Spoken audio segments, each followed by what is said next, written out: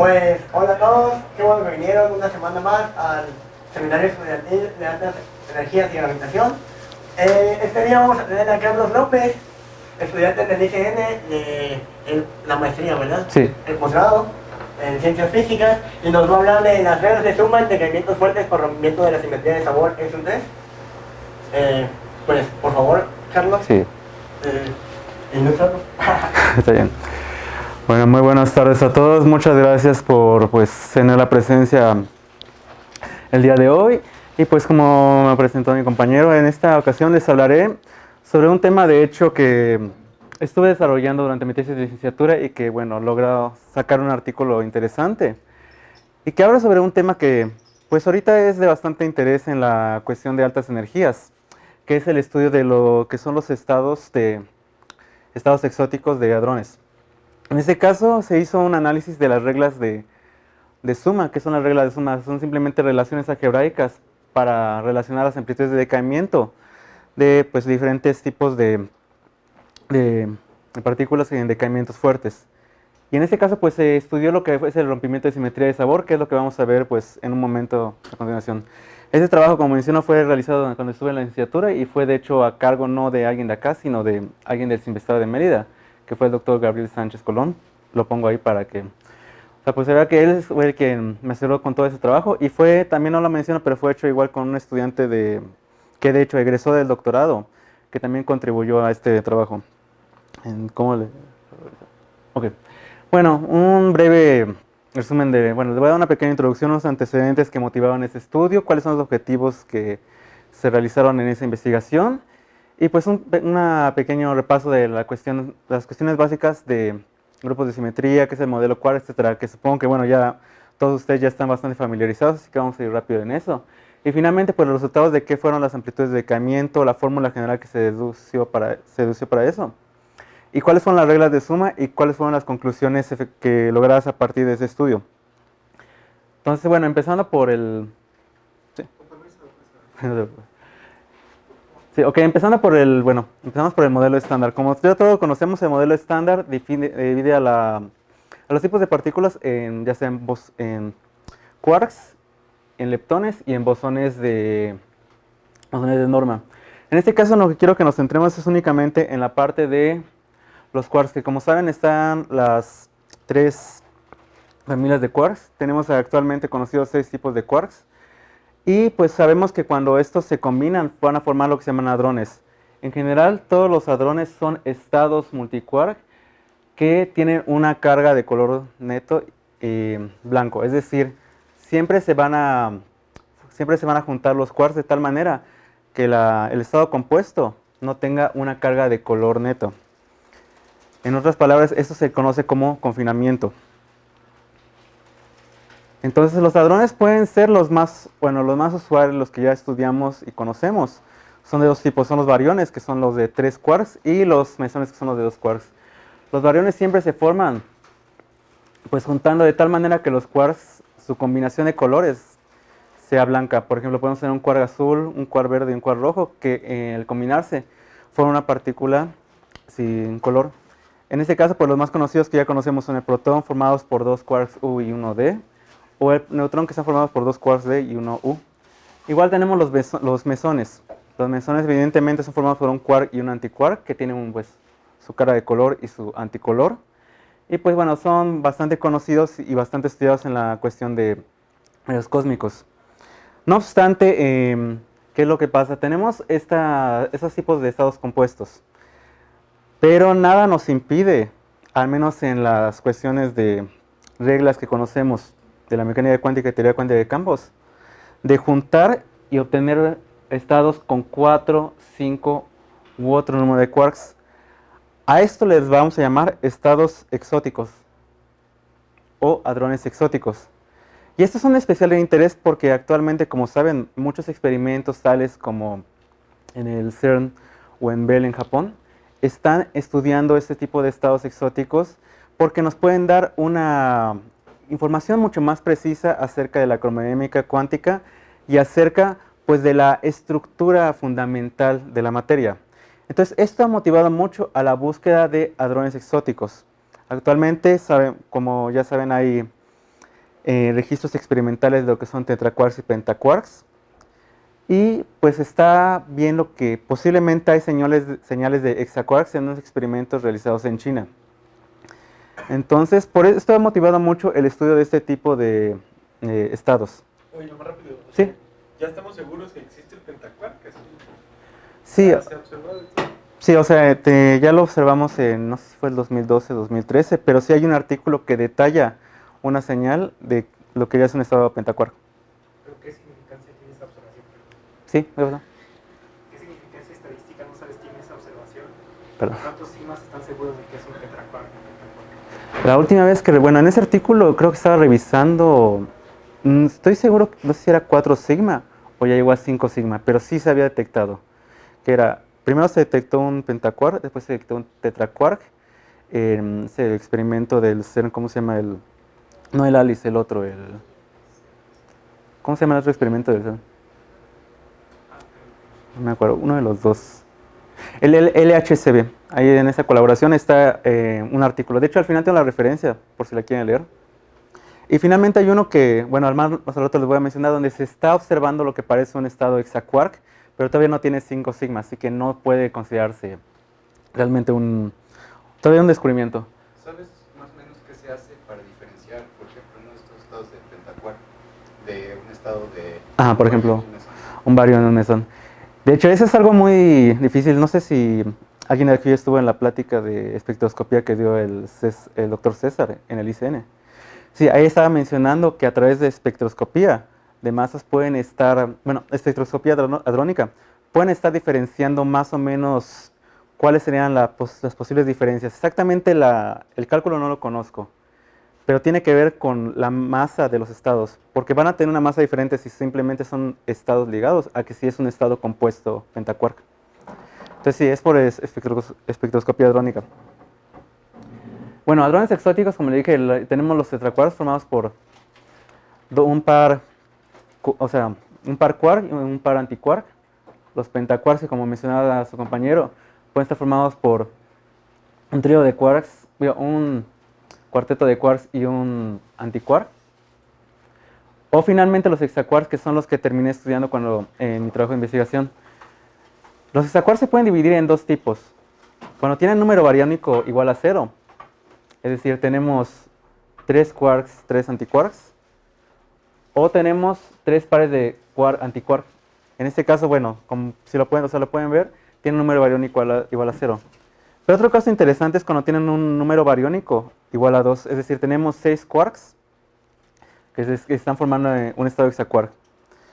Lo interesante de estos es que hay una partícula estable en la naturaleza que se puede escribir como un hexaquark con número bariónico igual a 2.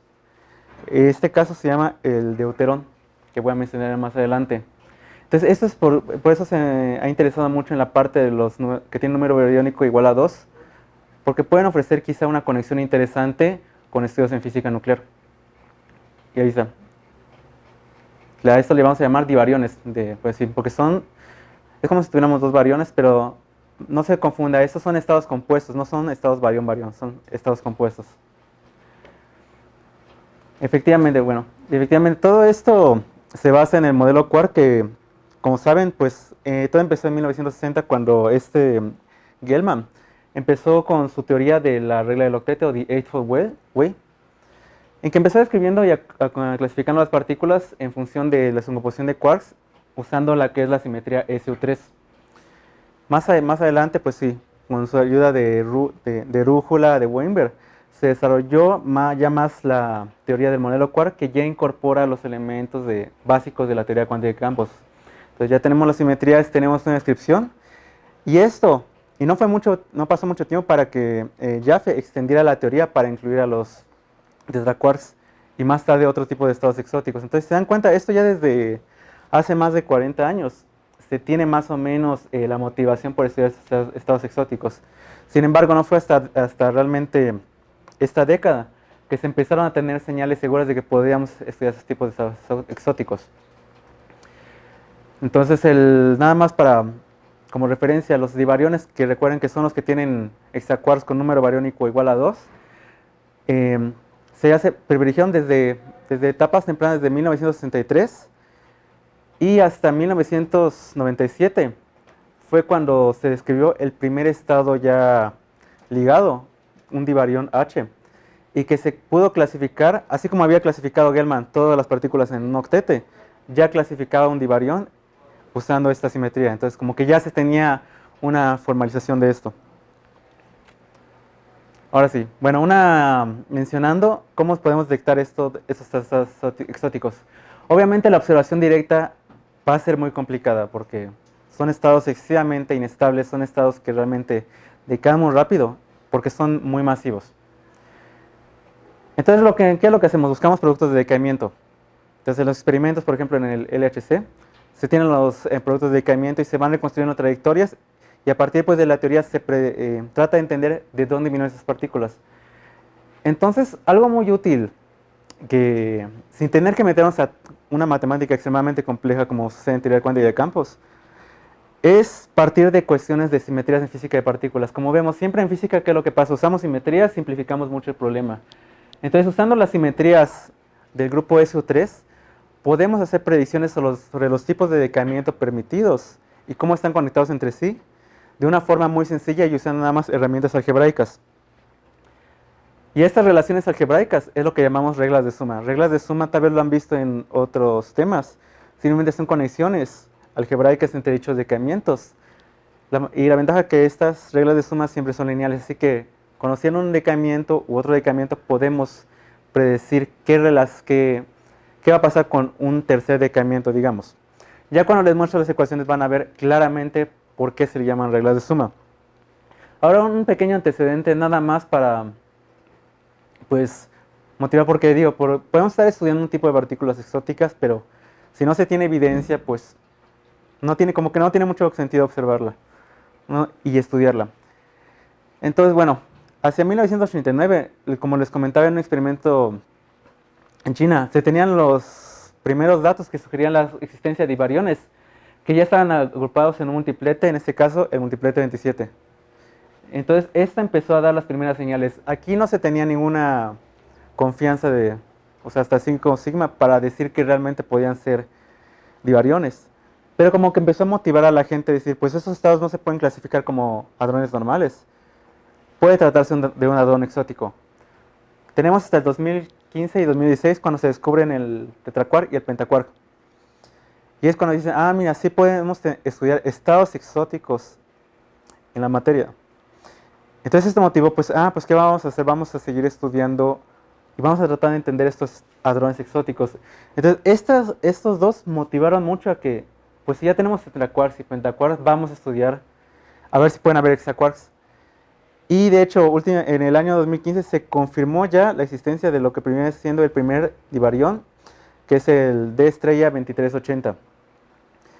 Actualmente no se conoce la composición exacta en quarks, pero sí el modelo y el análisis experimental dice que sí se trata efectivamente de un divarión con esta masa.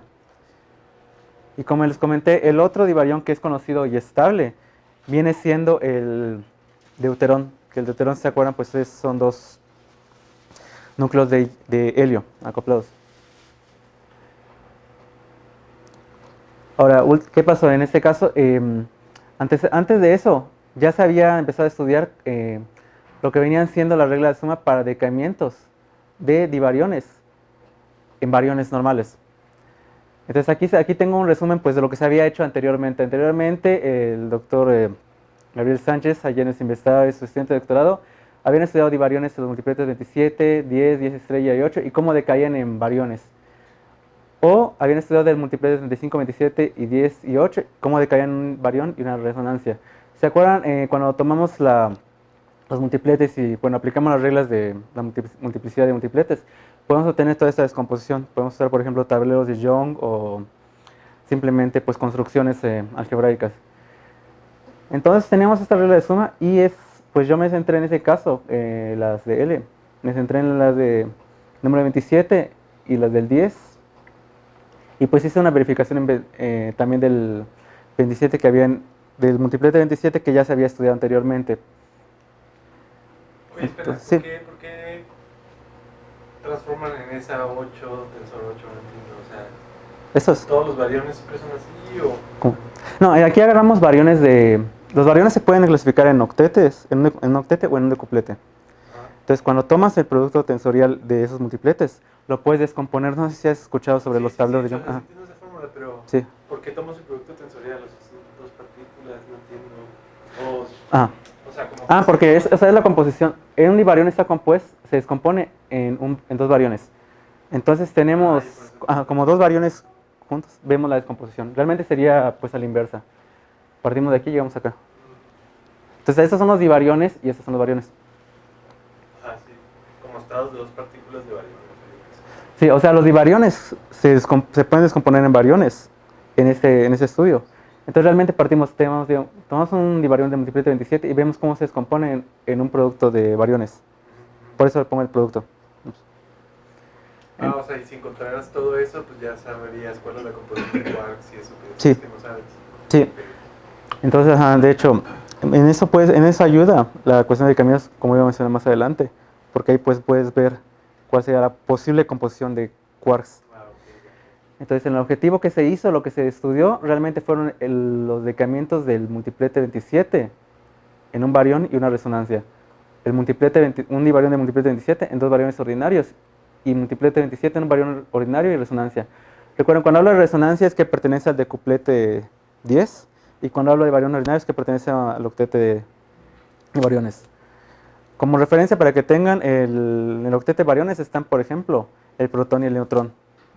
Y en el decuplete de variones, o sea, las resonancias están, por ejemplo, las deltas, más, y pues todos los estados de resonancia que ya conocemos. Ahorita les voy a poner como pues un diagrama donde les muestra a todos para que los puedan identificar. Entonces vamos rápidamente aquí, pues como ya conocemos realmente esto, voy a ir bastante rápido. Un poco de teoría. Bueno, grupos de simetría, sabemos que un grupo se define simplemente como un conjunto de elementos que satisfacen ciertas reglas de multiplicación y cumplen la regla de cerradura, asociatividad, elemento neutro, elemento inverso, etc. Y el grupo de simetría ya en física es todas esas operaciones que preservan una simetría del sistema. Por ejemplo, una rotación. Una rotación preserva la simetría del sistema.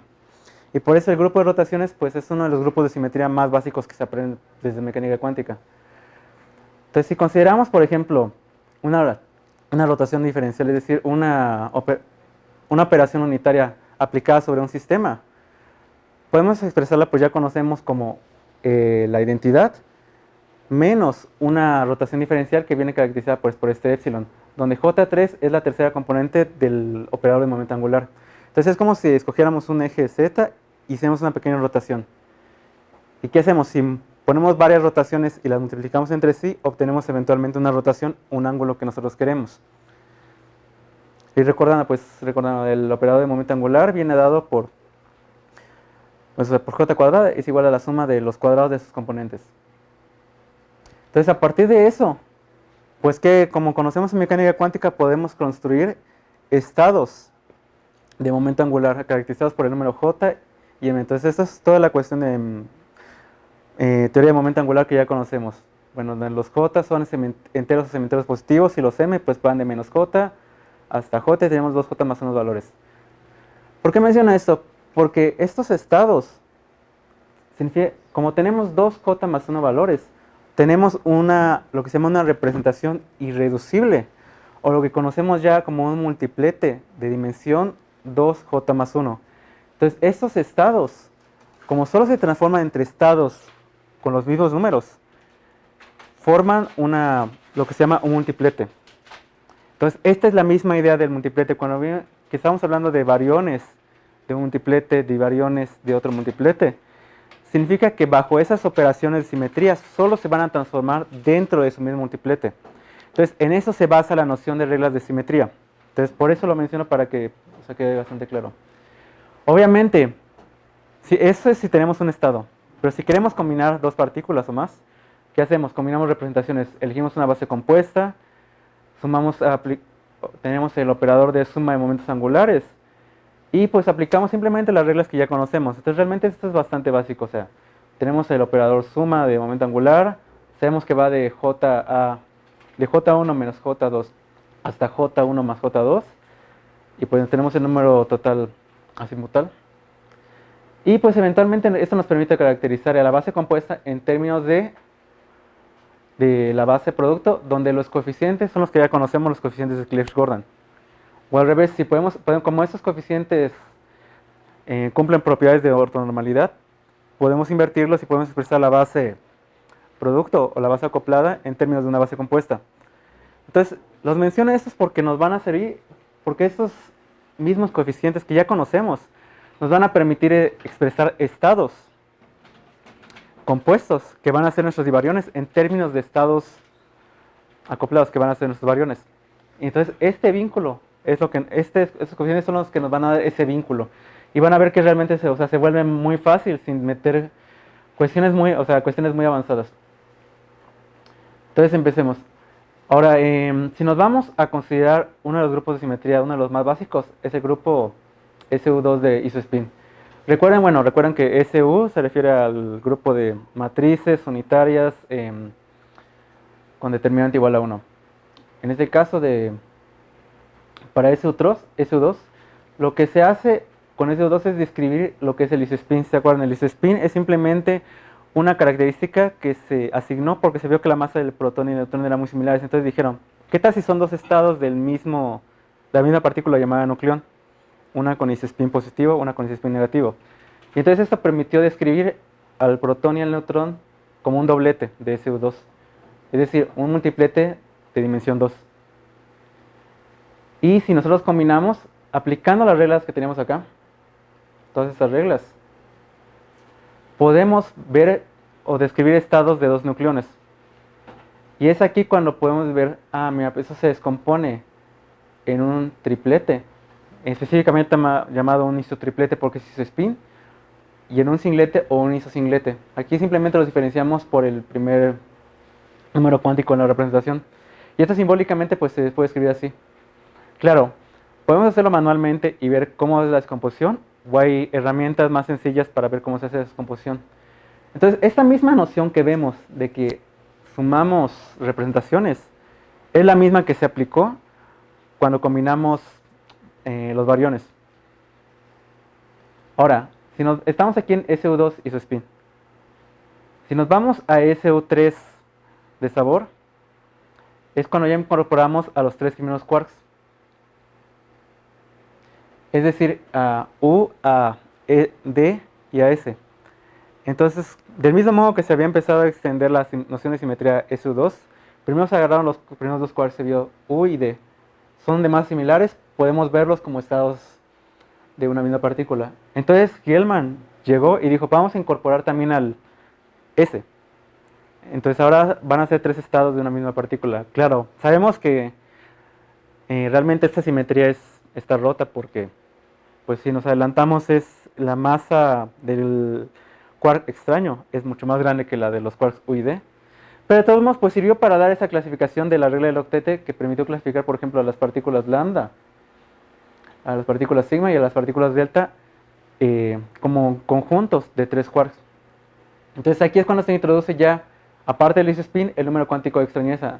Entonces se extiende la simetría SU3 y se obtiene lo que es la simetría SU3 de sabor, que es la que forma parte del modelo quark. Y pues se define lo que es el triplete fundamental de quarks. Esta viene siendo la representación, la hipercarga, el isospin y la tercera componente isospin. Recuerdan, la hipercarga pues está definida como la extrañeza más el número bariónico.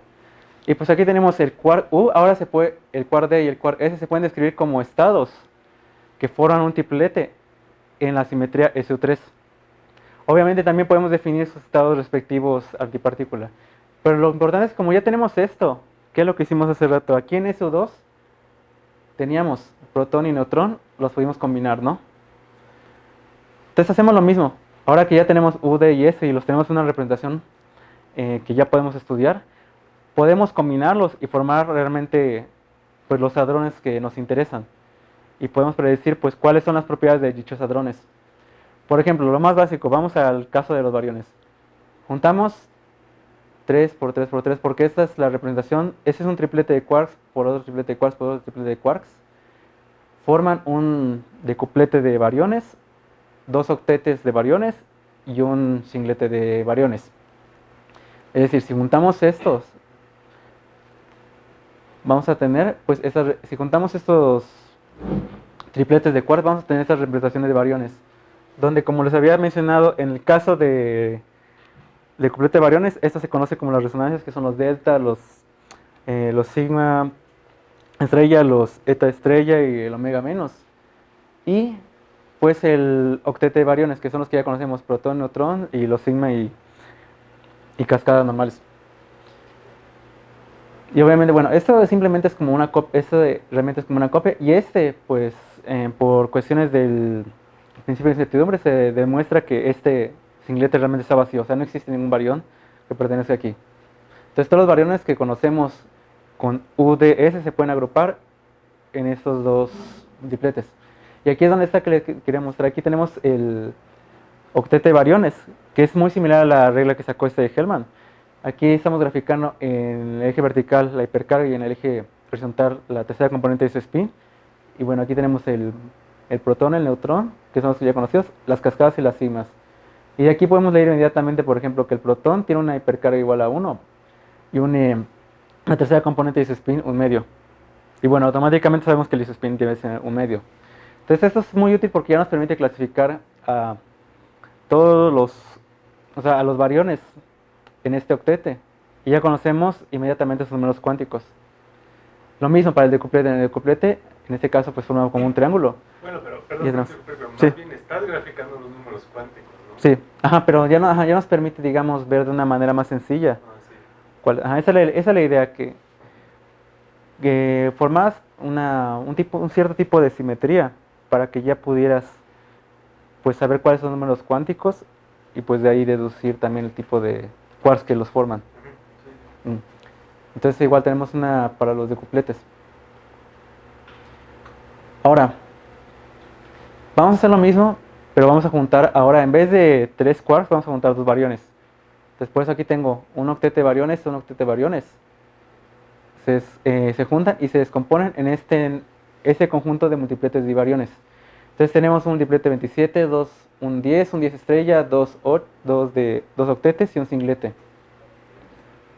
Entonces aquí tenemos toda esa descomposición aplicando exactamente estas mismas reglas, así como hicimos acá. Tenemos toda esta descomposición. Lo mismo para si queremos juntar, por ejemplo, un barión con una resonancia. Entonces en ese caso juntamos un octete con un decuplete, aplicamos las reglas y tenemos todos los decupletes posibles de dibariones.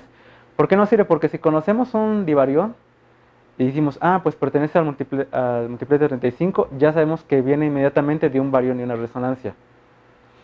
Entonces para esto nos sirve la descomposición. Ahora vamos a ver cómo vamos a conectar estas descomposiciones que vimos acá con las amplitudes de decaimiento. Aquí realmente sacamos una ecuación realmente muy sencilla que nos permite predecir de manera general cómo ocurren los decaimientos. Y aquí es donde vamos a incorporar esa simetría, esa ruptura de simetría que existe en SU3, al menos el primer orden. Entonces vamos a considerarlo como se hace en física de partículas. Consideramos un decaimiento general, una partícula que decae en B y C, y que que pertenezca a la representación μA, con números cuánticos μA, y pues lo mismo para la B y para la C. Entonces a partir de ahora va a resumir todos los números cuánticos, nada más para simplificar las fórmulas porque si no realmente se van a volver muy engorrosas. Entonces, ¿cómo calculamos una amplitud de decaimiento fácil? Tenemos un hamiltoniano de interacción, tenemos un estado inicial, tenemos un estado final, y pues resolvemos esto. O sea, esa es realmente la cuestión de resolver un problema de dispersión. Un problema de decaimiento resolviendo esta matriz. No obstante, ¿recuerdan los coeficientes de Clebsch-Gordan? Podemos expresar el estado final compuesto en términos de una base compuesta usando los coeficientes de Clebsch-Gordan. Aquí cambié de notación para simplificar, pero vienen siendo los mismos coeficientes que vimos hace rato. El coeficiente de Clebsch-Gordan es este. Y dice que agarramos el coeficiente perteneciente a la representación de B con números cuánticos de B, la representación de C con números cuánticos de C, y la base compuesta con números cuánticos exponente gamma y nu.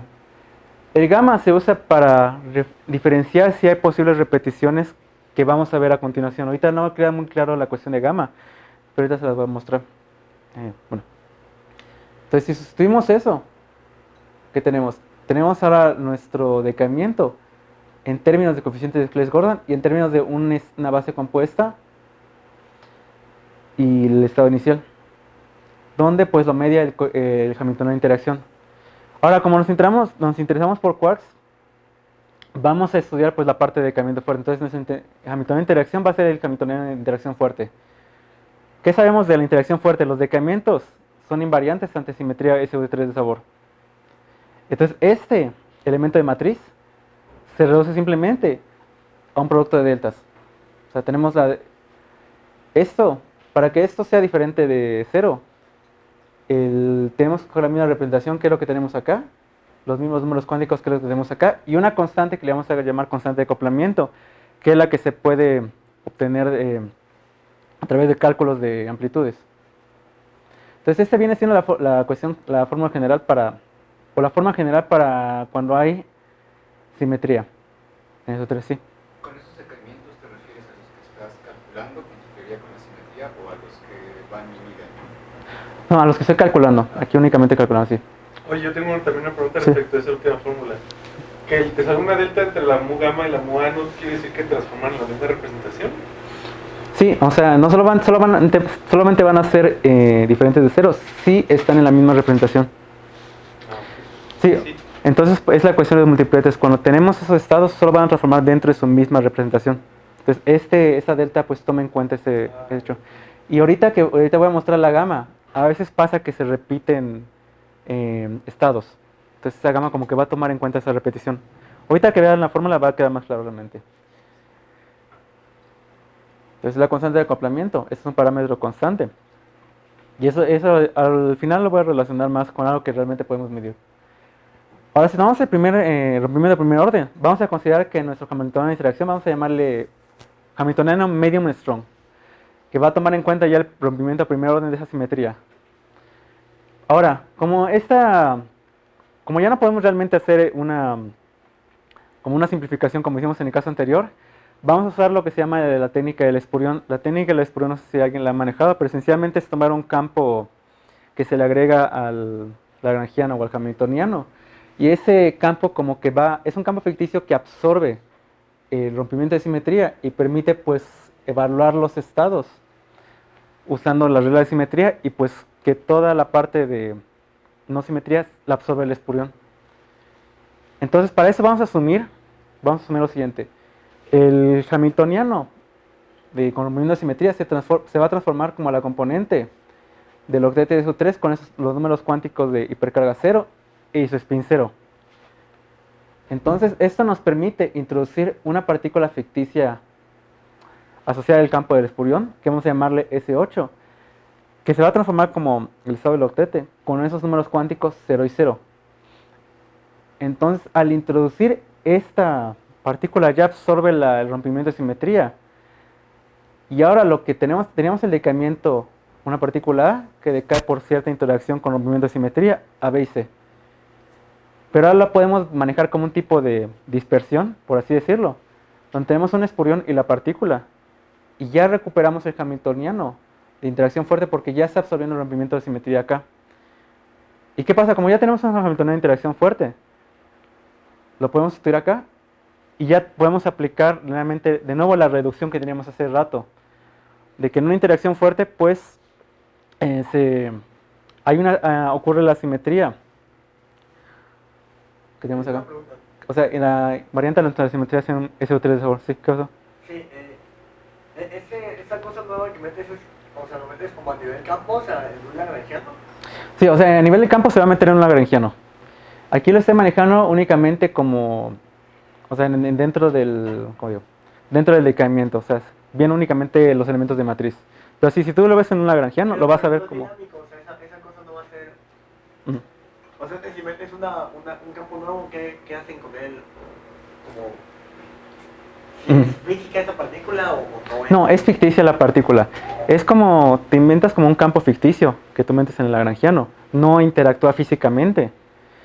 Pero cuando haces todo y supones que hay simetría, toda la parte con rompimiento o sea, va a quedar como que ese lado del espurión. Y entonces tú ves el espurión y ya identificas qué está pasando. O sea, no lo quitas al final, sino lo mantienes y analizas esa parte. O sea, si realmente no he hecho el cálculo con lagrangianos, pero sí, o sea, sí estuve viendo, o sea, cómo más o menos se hace. Entonces, es como que una parte que te va a absorber todo eso. Sí. Es como, por ejemplo, cuando introduces, no sé, a veces visto problemas donde introduces, por ejemplo, una masa o una cara ficticia y ves qué pasa para resolver el problema principal, sí. ¿Cómo sabes qué representación y qué números cuánticos va a tener? No, en este caso, aquí asumimos, como vamos a decaer en bariones, aquí asumimos que pertenece al octete. Y como no puede estar interaccionando, le asignamos por convención números cuánticos 000. No va a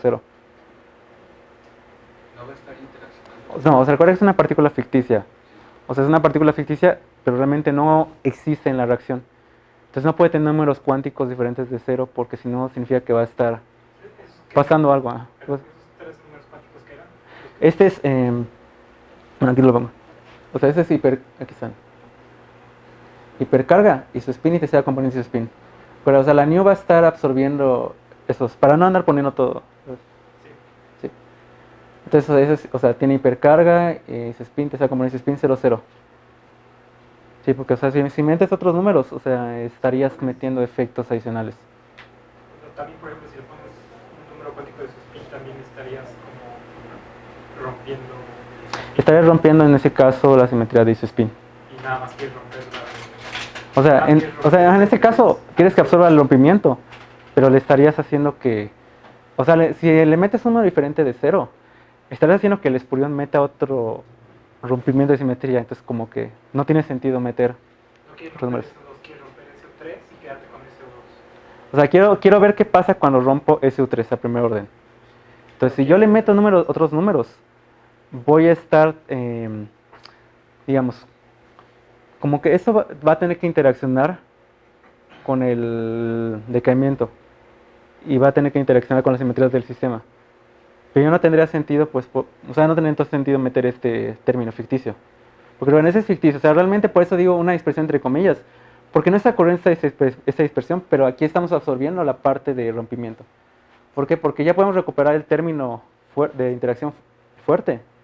Y como la simetría SU3 de sabor es invariante ante decaimientos fuertes, ya puedo hacer las reducciones que hice anteriormente. Entonces, bueno, aquí tenemos el elemento de matriz, se redujo a esto. Y bueno, aquí es ¿cómo se llama? El espurión. Y entonces vamos a aplicar esto mismo, vamos a aplicarle la misma descomposición que decíamos de Clebsch-Gordon. Aquí específicamente este 8 es el que está acá. O sea, para que vean, este 8 se pasa para acá, el niño se pasa para acá y el niño se pasa para acá. Entonces, esta es otra forma de ver los coeficientes de Clebsch-Gordon, a veces es un poquito más sencilla. Para no tener simplemente una línea donde ya qué elementos tienes que tomar. Entonces, ¿qué me dice? Si por ejemplo el μA es, por ejemplo, 8, me voy a ir a la tabla de coeficiente de Clebsch-Gordon de 8 por 8 y voy a ver la representación que me interesa, por ejemplo, que 8 por 8 se descomponga en un 10. Entonces voy aquí a poner un 10 y voy a buscar mi número. Entonces, Oye, yo tengo una pregunta antes de que sigas, que Sí. estaba hablando del rompimiento de simetría y no sé qué, pero yo no sé Ajá. qué causa ese rompimiento de simetría. El rompimiento de simetría es debido a que la masa del quark S es mucho mayor que la masa del quark U y D. Sí, porque recuerda, la simetría es que suponemos que es una partícula puede ser vista como dos estados. Bueno, dos partículas pueden ser vistas como diferentes estados de una misma. ¿Te acuerdas? Tenemos el protón y el neutrón. En la simetría SU2 de isospin decía que vamos a verlos como un nucleón que puede estar en isospin positivo, que es protón, o isospin negativo, que es neutrón. Cuando extiendes a SU3, ahora incorporas quark, U, D y S. Entonces tienes un quark, digamos, general, que puede estar en estado U, D o S. Entonces esa sería tu simetría. O sea, es una sola partícula con diferentes estados. Pero lamentablemente, ¿qué pasa? Como la masa del S es mucho más grande, no es una simetría exacta. Entonces, cuando es una simetría exacta, decimos que es una simetría que tiene, o sea, que está rota. Entonces, como realmente en la naturaleza no vamos a observar SU3 exacto, estamos considerando aquí el primer orden. Puedes considerarlo segundo o tercer orden, dependiendo de qué tanta presión quieras tener. Lo cálculo. Entonces, bueno, o sea, si tomamos eso, lo sustituimos, ya tenemos el coeficiente de Clebsch-Gordon acá, aquí está el rompimiento de simetría, aquí tenemos el coeficiente de Clebsch-Gordon. ¿Y se acuerdan qué había hecho aquí con este elemento de matriz? Como es de interacción fuerte y es invariante, debe ser invariante, se reduce a un producto de deltas con aquí mi constante de acoplamiento. Entonces hice lo mismo que tenía anteriormente. Entonces ya estoy tomando el rompimiento de primer orden. Como digo, podemos hacer a segundo orden, o sea, podemos introducir más correcciones. Pero a primer orden es bastante interesante lo que sucede. Entonces, ahora sí, mi Hamiltoniano de interacción va a ser interacción fuerte más el Hamiltoniano medium strong, que es el que toma el rompimiento de simetría. Y bueno, si juntamos esos dos, vamos a tener al final de cuentas un término para la parte de interacción fuerte, un término para el rompimiento de primer orden, con sus coeficientes. Esto es más que nada álgebra. Como digo, esa parte representa SU3 exacta y SU3 rota de primer orden. Y al final lo desarrollamos. O sea, desarrollamos de hecho recuerdan que aquí salían unas deltas, las desarrollamos, las aplicamos a la suma. Y al final se reduce a esto. Nos va a quedar un término que pertenece a SU3 exacta con su constante de acoplamiento. Y esas deltas son las que redujeron estas representaciones. Más una suma de, dos productos de coeficiente de Clebsch-Gordon por una delta y la constante de complemento. Esas deltas van a ir reduciendo dependiendo de cómo estemos sumando las representaciones. En los ejemplos se va a ver más claro. Entonces, recordando que, los números de Spurion son 0, 0, 0. Gamma, ahora sí, esta gamma es la que distingue las posibles apariciones múltiples de la representación de mu A cuando tomamos el producto de mu B y mu C. ¿A qué me refiero con esto? La partícula inicial tiene una cierta representación, por ejemplo un octete, vamos a decir, y se descompone, por ejemplo, en un octete y un decuplete. Entonces, puede pasar que aparezca múltiples veces. Por ejemplo, no sé si recuerdan hace rato, cuando tenía un 8×8 tenía un octete y un octete que le puse una prima. Esta gama va a tomar en cuenta esas repeticiones para ver si tomamos, cómo vamos a terminar haciendo esta suma. Y como ¿Para contar doble o para contar bien? es para contar bien, si hay doble, los contamos. Esta mu recorre las representaciones de mu b y significa que vamos a ir recorriendo, por ejemplo, 8×8 se descomponen 1, 8, 8', 10, 27 creo. Entonces va a ir contando, a ver, en 1, ¿qué pasa? En 10, ¿qué pasa? En 8, ¿qué pasa? Etcétera. Igual, esta gamma prima ve las posibles apariciones múltiples de mu gamma en esta expansión. Entonces es muy similar a esta gamma. Y esta mu t, mu tau, ahora recorre las representaciones de la expansión de 8, que es la de Spurion, y la partícula inicial. Y ahora t distingue múltiples apariciones de tau en esta expansión. Por ejemplo, si yo tengo de mi lado de la partícula inicial, tengo dos representaciones que se repiten, por ejemplo, 27 y 27'. Esta tau me va a tomar en cuenta eso. Entonces, ahora sí ya me vengo a hacer, específicamente los casos. Van a ver qué pasa realmente con estas gamma prima y tau. Pero esta fórmula, lo que es bueno es que es completamente general. Para cualquier tipo de decaimiento con rompimiento de primer orden de simetría en SO3 aplica. Entonces esta es una fórmula general que ya, de hecho, fue publicada en el artículo relacionado con esa investigación y puede ser usada pues para cualquier aspecto de fenomenología. Y bueno, aquí tenemos nada más para referencia, ahora vamos a considerar los divariones. Tenemos aquí su dicuplete y vamos a considerar el decaimiento de los divariones del dicuplete en un barión y una resonancia. Entonces aquí ya vamos a ver qué significa, pues aquí se ve más claro qué significa el divarión, a qué pertenece a un decuplete. Entonces mu a pertenece al decuplete. Y los números cuánticos pues son los números cuánticos del divarión. Esta es mi partícula B, es un octete. Aquí es el octete, los números cuánticos de barión. Este es un decuplete números cuánticos. La representación de mu b por producto mu c, que es un 8 por 10, es 35, 27, 18. La descomposición del octete del espurión con la partícula inicial que es el divarión, 8 por 10, se descompone en 35, 27, 18. Aquí vemos que mu a no aparece más de una vez en mu b producto mu c. Por eso aquí en este caso no es necesario. Precisamente aquí está la gama. Entonces, ahora si mi mu gamma va a ser todos esos estados que voy a recorrer, que son el 8, el 10, el 27, el 35. Mi gamma prima tampoco sucede. O sea, no hay una múltiple aparición de esto en esta representación. Y finalmente, la tau tampoco es necesaria en este caso, porque es de hecho el caso más sencillo. No aparece, o sea, múltiples veces la tau en esta misma. Solo aparece, o sea, aparece 8, 10, 27, 35. Cuando lleguen a aparecer, por ejemplo, imaginen que tengamos aquí un 8', ahí sí se va a tomar en cuenta aquí en la gamma prima o en la tau, dependiendo del caso. Entonces, para eso sirve, para que vayamos tomando en cuenta. El siguiente caso es el que sí tiene que hay que tomar en cuenta, entonces van a ver cómo sirve bastante esto.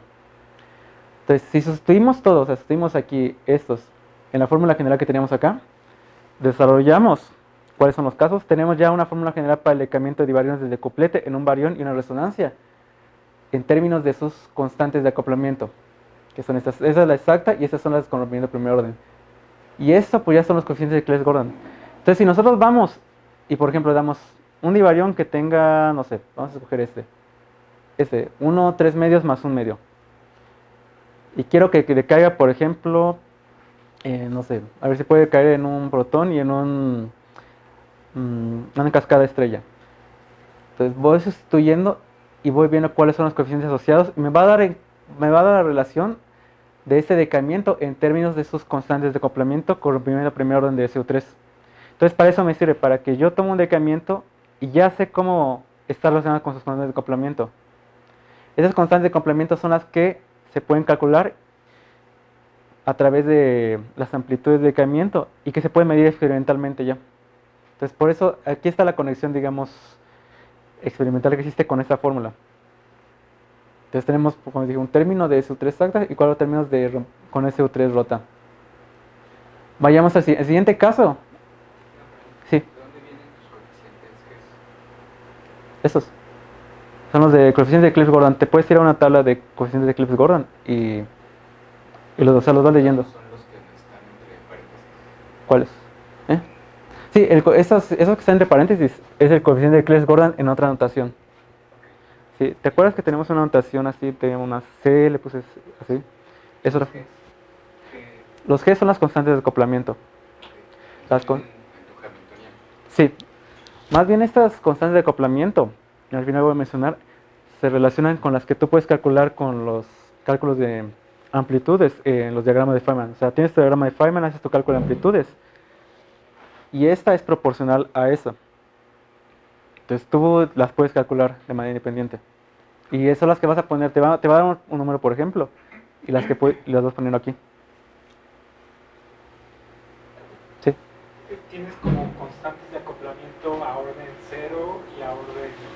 Bueno, o sea, no son a orden 0, sino realmente esta pertenece a SU3, o sea, como digo, esta pertenece a esta SU3 exacta y esta pertenece a rompimiento. Entonces, estas están relacionadas, sí, cierto, con el rompimiento de primer orden, pero, digamos, o sea, no son como que el orden como se calculan las constantes.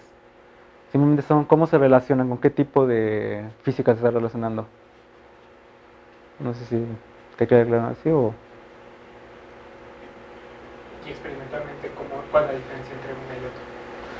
Experimentalmente, si no es mal, esa es la manera como digo. Estas se pueden calcular, bueno, haciendo los cálculos en QFT. Y experimentalmente, si no estoy mal... están relacionadas como... Están relacionadas con las amplitudes de decaimiento. Experimentalmente sería ver cómo... Es como de cada partícula, sí. O sea, No me acuerdo. esa ¿Cómo fórmula digo? te dice el divarión que acabas Sí. de agarrar Sí. con sus específicos números cuánticos, cuáles son sus posibles decaimientos. Entonces, si tú Sí. tienes uno de esos, Sí. vas a ir a ajustar la G10, por ejemplo, Sí. para que cuadre, ¿no? Sí. O sea, te va a puedes decir obtener. cuáles- ajá. O sea, los coeficientes de Clebsch-Gordan, por Sí. eso ya traen numeritos arriba, ¿no? Ya te está diciendo qué partícula fue la que decayó. Entonces, así yo lo entiendo, que es lo que vas a ir a ajustar experimentalmente, ¿no? Porque esto, Sí. si tu lagrangiano de verdad es invariante SU3, Ujú. no te van a salir los Gs, No, más sí, que a hecho- lo mucho el primero, ¿no? Sí, solo te va a salir Exacto. primero. Si tú metes el rompimiento, ya aparecen esos términos. Sí, pero eso viene como de la aproximación que tú hiciste al Sí. hamiltoniano que le metiste y no sé qué. Exacto. Y al final de cuentas estos son parámetros libres, ¿no? Sí. O sea, al final de cuentas, esto los puedes calcular. Pero es cierto, o sea, hay parámetros libres que vas a determinar en tu experimento. Sí, eso era. Así lo entiendo yo. Sí. Más que nada, ahorita van a ver, realmente estos me va a dar o sea, un conjunto de amplitudes, de constantes de decaimiento. Y vamos a ver cómo se relacionan. Realmente vamos a ver cómo se conectan. Esto va a servir como una conexión para conectar los diferentes tipos de decaimientos. Por ejemplo, si un divarión decae en tal partícula, otro divarión, ¿cómo se relaciona con ese decaimiento? Oye, una pregunta, Sí. ¿cada cálculo ahí es como un proceso? O sea, ¿estás diciendo como que ese decaimiento es la suma de esos procesos, digamos? No, ese es nada más para un proceso. O sea, escoges tu divarión, escoges el barión y la resonancia, y es solamente un proceso, o sea, un decaimiento.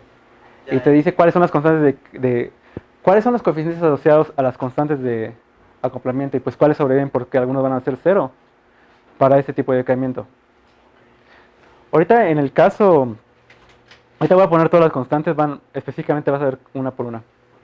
Entonces, esto mismo se realizó igual, otra vez para el multiplete de variones, pero al decaer en un barión y un barión ordinario. ¿Por qué lo pongo al final? Porque es un poquito más extenso. Porque si se dan cuenta, bueno, aquí lo mismo, escogemos el 27, es el mu A, el mu B es 8 y el mu C es 8. Si se dan cuenta, la representación es un poquito más extensa. Aquí tenemos un 8 por 8 y un 8 por 27.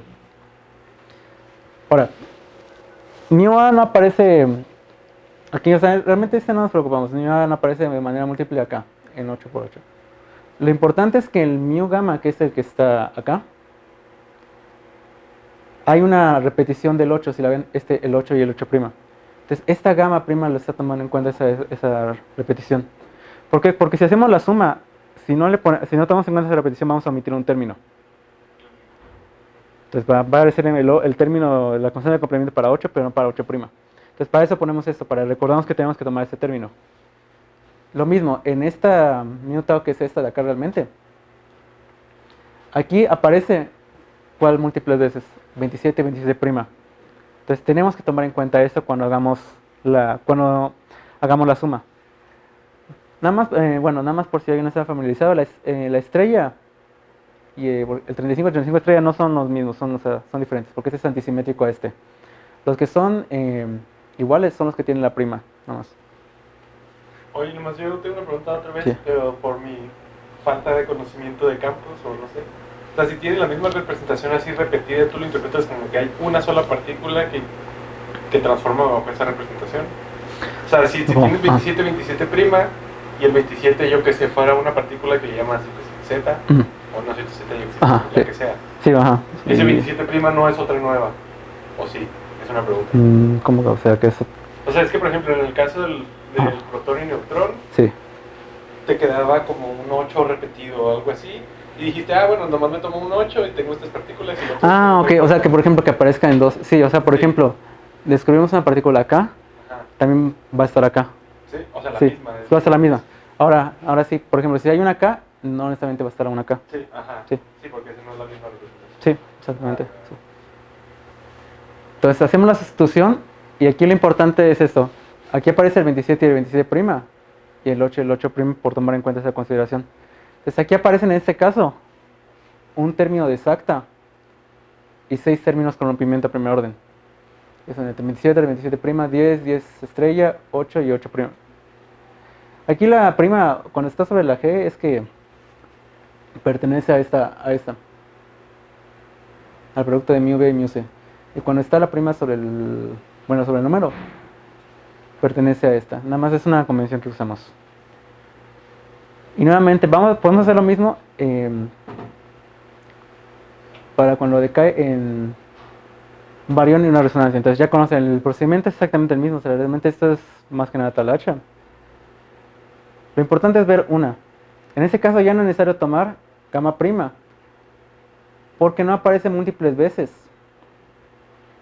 en 8.10. O sea, en 8×10 no hay múltiples apariciones de un mismo multiplete.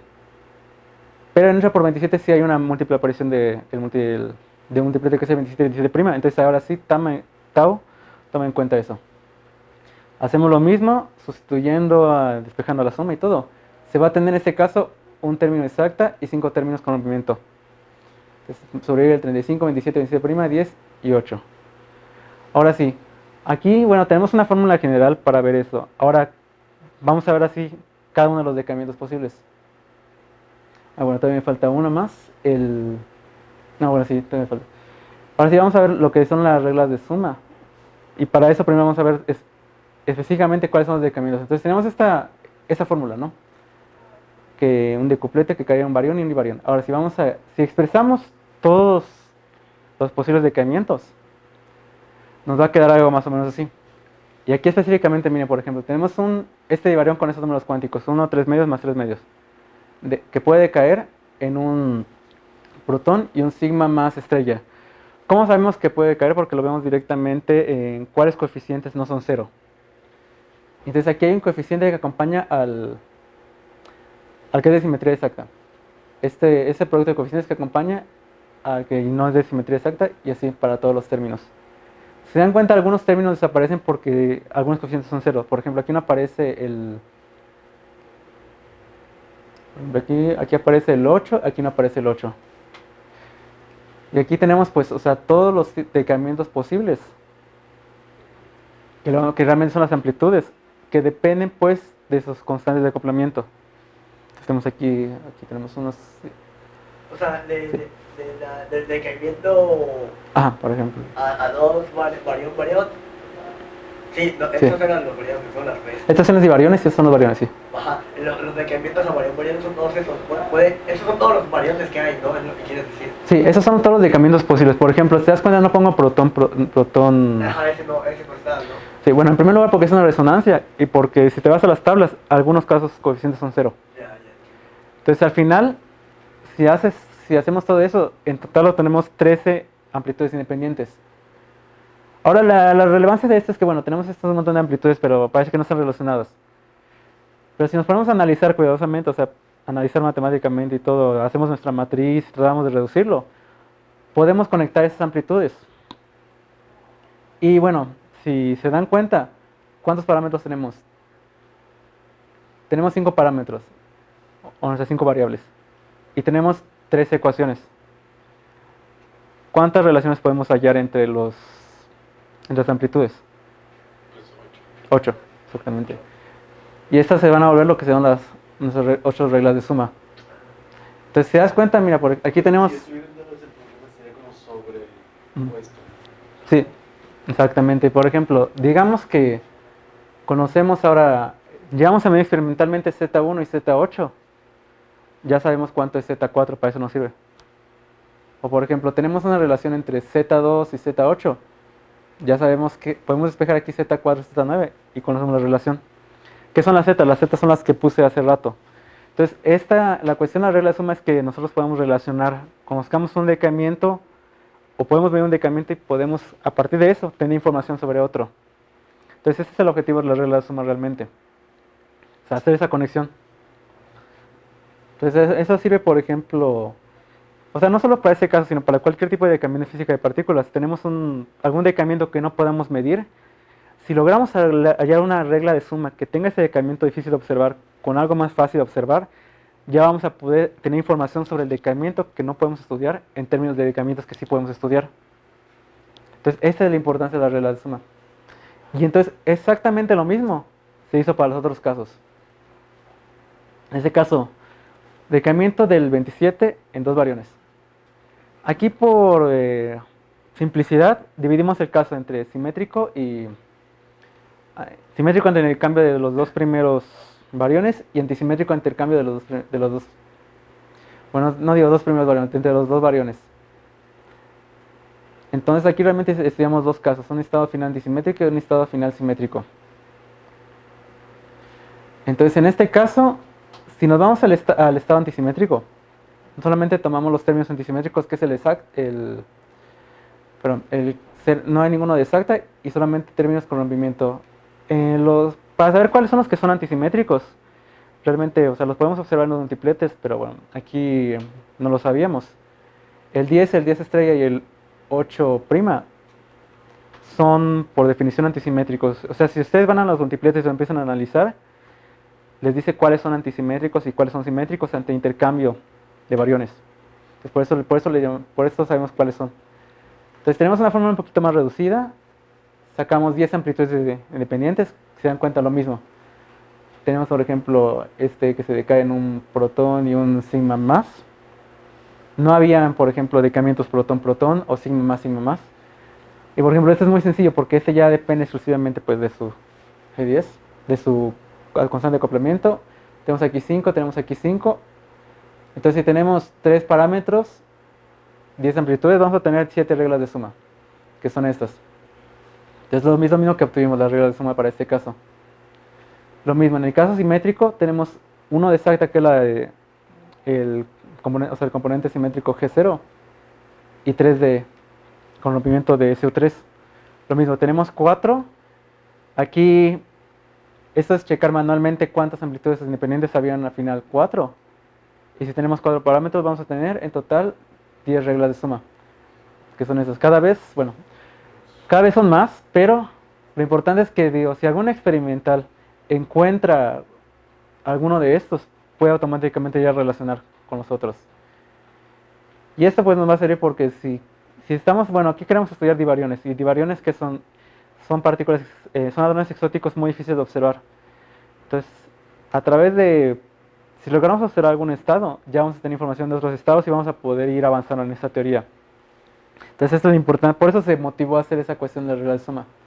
Y finalmente el caso 27, que es a un ordinario y a una resonancia. Lo mismo, tenemos uno de exacta, que es la que teníamos, 5 de rompimiento, tenemos 6 constantes de acoplamiento. Aquí se encontraron 22 amplitudes independientes. Sí, realmente, eso fue a mano, o sea, no hay manera de saber cuántas amplitudes independientes van a salir.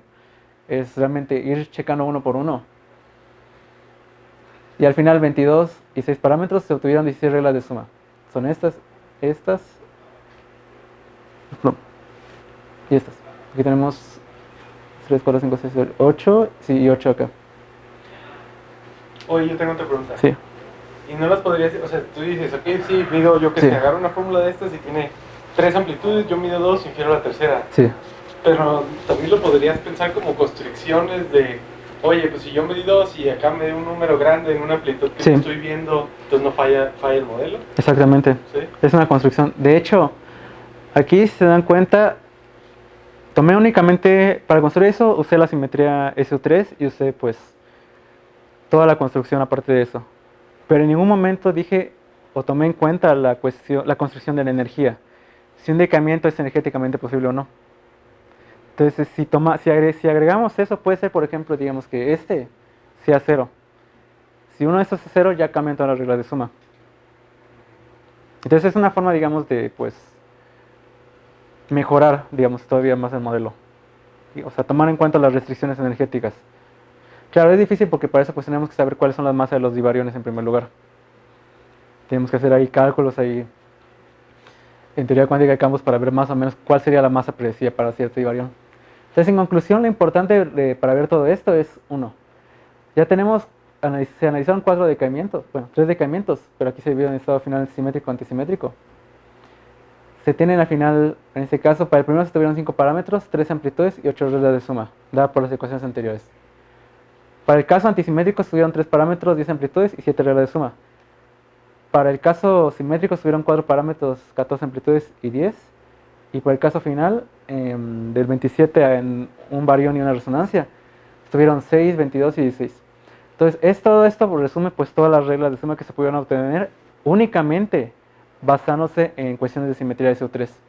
Se dan cuenta, o sea, en este caso, aunque pues se puede construir eventualmente la teoría formal, aquí no hubo necesidad de meter cálculos demasiado complejos O sea, como análisis sensorial o cálculos en QFT. Entonces esa es la ventaja, que este es un modelo realmente muy sencillo, pero que permite pues predecir o hacer constricciones, como mencionó su compañero, sobre lo que se podría observar. Entonces esa es la ventaja de esto. Y como les dije, la principal desventaja es que como no consideramos decaimiento, no consideramos las cuestiones energéticas, algún decaimiento, que es lo más seguro, puede ser que no esté permitido por cuestiones energéticas. Entonces, si uno es cero, modifica toda la regla de suma, se tiene que corregir el modelo. Pero bueno, llegamos bastante lejos sin tomar en cuenta cuestiones muy complicadas. Ahora sí, la relación experimental. Las tasas de decaimiento son proporcionales a las amplitudes de decaimiento, que esas son las que ya podemos calcular con QFT. Y las amplitudes de decaimiento son proporcionales a estos decaimientos que calculé hace rato. Entonces aquí está la conexión. Esto es lo que podemos realmente medir. Alguien me preguntaba, esto es lo que podemos medir. Y esto nos va a dar información sobre esto y información eventualmente sobre esto. O al revés, partimos de acá y vemos cuál sería el decaimiento esperado. Claro, para aquí, una vez que tengamos esto, pues hacemos el cálculo de amplitud y ya metemos el decaimiento, pues tomando en cuenta la sección diferencial pues del proceso. Pero aquí pues eventualmente esto se dice que sí podemos hacer la conexión con la parte fenomenológica. Y bueno, en conclusión se tuvo una expresión realmente muy general para cualquier tipo de decaimiento. La expresión 6.13 que tuve al inicio, que se ve un poquito así engorrosa, no solo aplica para este caso, sino que realmente aplica para cualquier proceso. Entonces, si ustedes tienen un proceso que les interese con simetría SO3, lo pueden aplicar esa fórmula. Esa fórmula, de hecho, ya está en la literatura. Y bueno, se calcularon originalmente esas reglas y se hicieron una verificación independiente de estas reglas, que bueno, unos meses antes la había verificado un estudiante de doctorado y se encontraron unas correcciones que al final que fueron necesarias para poder hacer la publicación. Y ya bueno, se publicó este artículo, por si quieren leer más sobre el tema, es este artículo. Y bueno, las perspectivas, bueno, que quedaron realmente ya cambié de tema, un poco más de tema sobre esto. Pero si alguien que estaba interesado, bueno, investigador que seguía en eso, pensaba extender el cálculo a otros multipletes o incluso a reglas con SO4, que es una simetría todavía más rota cuando ya incluimos el quark en Canto. Pero pues bueno, se puede hacer algún análisis teórico por ahí, que ya incluya tal vez segundo o tercer orden. Bueno, se puede extender a la cuestión de tribariones, obviamente, si ya vimos tribariones, podemos extender tribariones. Y pues todo lo que importante que queda es que en un experimento futuro, donde ya se estudian los estados exóticos, pues se verifique algo. Se verifique si puede existir un exaquark, o se verifiquen pues si pueden haber en un futuro ya más lejano, si las reglas de suma que tenemos están bien, o si pues no, si ya hay una construcción, si ya como esas actúan como construcciones, pues si no está mal, significa que el modelo está mal, entonces hay que tomar en cuenta tal vez segundo o tercer orden de rompimiento de simetría. Eso iba ahorita con una pregunta. Sí. ¿Qué tanto depende todo lo que acabamos de ver, todos los parámetros libres y esto de los términos que tú metiste al hamiltoniano, así como qué tanto es aproximado o simplemente yo que este es un campo auxiliar pero las ecuaciones son equivalentes? No, la aproximación que hicimos es suponiendo que había rompimiento a primer orden y que el primer orden me daba toda la información necesaria sobre los decaimientos. Es como cuando tenemos en Taylor, tenemos aproximación a primer orden. Sí, pero digamos, ¿qué tanto ¿eso depende? de alguna manera modificó tu hamiltoniano, tu lagrangiano? ¿Sí? No, pues de hecho, o sea, las reglas de suma se obtuvieron con esa ecuación y esa ecuación depende de la aproximación que hicimos. Ah, sí, okay. Entonces, sí, o sea, esas reglas de suma valen porque hicimos esa aproximación a primer orden. Si tú metes una aproximación a primer orden, vas a obtener otra fórmula y vas a obtener otra regla de suma. Sí, o sea, es completamente dependiente de eso, de ese modelo. Sí. Bueno, sí. Perdón, le sigo con esa pregunta. Sí. ¿Ese modelo sirve para algo más distinto de esto, digamos? O sea, como de que la gente le crea esa cuenta particular por otra cosa, por otro experimento, por yo qué sé. Pues lo más importante, si quieres aplicarlo de otra forma, es que la fórmula que obtuvimos, o sea, es general para cualquier tipo de decaimiento fuerte. Entonces, tú puedes realmente agarrar cualquier tipo de decaimiento fuerte, hacer las modificaciones que tú quieras y puedes eventualmente pues tratar de hacer predicciones con eso. Entonces esta es una fórmula que va a aplicar no solo para este caso. Sobre las reglas que se obtuvo, sí, sobre las reglas que se obtuvieron, pues no, son exclusivamente para este caso. pero digamos, como ya está toda la matemática, tú puedes... La técnica es la misma, ¿no? Ajá, tú puedes agarrar, por ejemplo, digamos, en vez de divarión quiero realizar un trivarión. Puedo usar toda la misma matemática. Va a ser un poquito más grande, bueno, la fórmula, pero puedes hacer exactamente el mismo análisis teórico. Sí, entonces sí. O sea, o sea, la matemática es exactamente la misma. Y si te das cuenta, no tuve que involucrar o sea, técnicas de QFT para eso. Sí. O sea, realmente, porque realmente cuando empecé a hacer esto, apenas estaba leyendo sobre QFT, entonces no involucré mucho, más que nada la parte teórica. Y de todos esto, o sea, sirvió bastante porque pues sí, no... Es un cálculo realmente muy sencillo que pueden aplicar y se puede extender, como ya se conoce la matemática, se puede extender para cualquier otro modelo. Y bueno, ya con eso ya, no sé, creo que ya llevo mucho tiempo hablando, ahora sí ya con eso terminamos, les dejo, bueno, bibliografía y ya con eso terminamos. Y si tienen alguna duda. Preguntas para Carlos, más Sí. preguntas, Sí, el que quiera. Hay reglas de suma entonces para todos los decaimientos fuertes. o sea, los decaimientos que pudimos obtener, sí, existen reglas de suma para todos estos decaimientos. Y hay reglas para decaimientos que ya se hayan medido, que puedas, se Sí, rectifican hasta sí, en ese caso, bueno, esos son divariones así que no se ha medido. Pero por ejemplo, tomas en cuenta decaimientos que ya conoces. Por ejemplo, incluso los de tetraquarks. Haces el análisis matemático y obtienes una regla de suma. Y ya ya puedes relacionar esas amplitudes de decaimiento entre sí. Y de hecho, así podrías verificar, por ejemplo, si ya conoces lo suficiente, puedes verificar si el modelo a primera orden es correcto o no. ¿Y qué tal le pegan al experimento? No, en ese caso realmente, o sea, no revisamos, no sabría decirte o sea, si sí o no. Pero sería una manera de verificar. ¿Más preguntas? Pues un aplauso más para Carlos. Pues, Gracias.